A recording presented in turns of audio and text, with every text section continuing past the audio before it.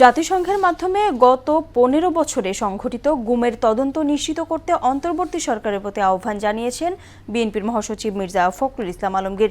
সেই সঙ্গে গুম হওয়া ব্যক্তিদের পরিবারগুলোর জন্য সরকারি ভাতা চালুর দাবিও জানান তিনি। সুষ্ঠু তদন্তের মাধ্যমে গুমের সঙ্গে জড়িতদের আইনের আওতায় আনার দাবিও জানান বক্তারা। বিস্তারিত জানাচ্ছেন তানজিদ ভুঁইয়া। আন্তর্জাতিক গুম প্রতিরোধ দিবসে রাজধানীর নয়াপল্টনে বিএনপির এই সংহতি সভা।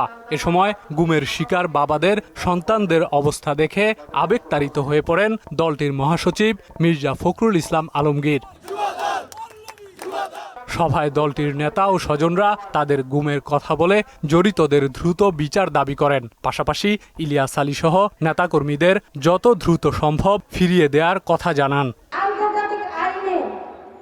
বিচার করা, সুতরাং আইন সংশোধন করে হোক, আন্তর্জাতিক ধারা আইন প্রয়োগ করে হোক এবং কমিশনের মেয়াদ বৃদ্ধি করে হোক, যেভাবেই হোক এই গুমের বিচার আমরা চাই।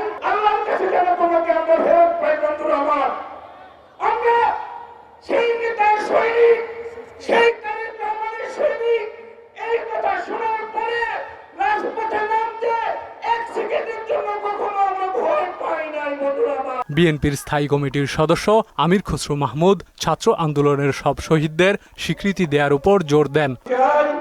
রাষ্ট্রীয়ভাবে এই পরিবারগুলোকে স্বীকৃতি দেওয়া হোক, রাষ্ট্রীয়ভাবে তাদের পাশে দাঁড়ানোর, এই পরিবারগুলোর আগামী দিনে তাদের পাশে দাঁড়ানোর স্বীকৃতি দেওয়া হোক।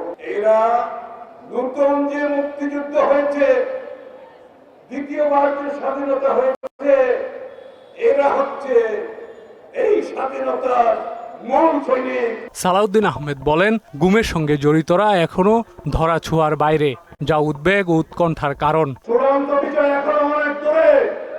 যেদিন গণতান্ত্রিকভাবে নির্বাচিত একটি জাতীয় সংসদ বসবে, গণমানুষের জন্য আকাঙ্ক্ষিত সকল সংস্কার করে একটি প্রকৃত সাম্যের ভিত্তিতে বৈষম্যহীন, অসাম্প্রদায়িক, প্রকৃত আইনের শাসনের গণতান্ত্রিক রাষ্ট্র নির্মাণ হবে, সেই দিন আমাদের বিজয় অর্জিত হবে।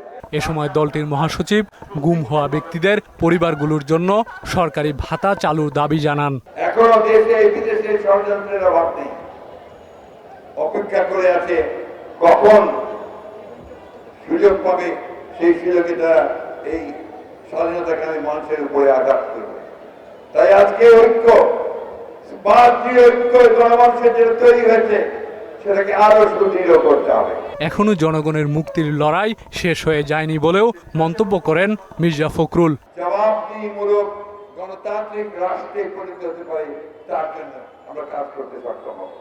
তানজিদ ভুঁইয়া, মোহনা সংবাদ, ঢাকা।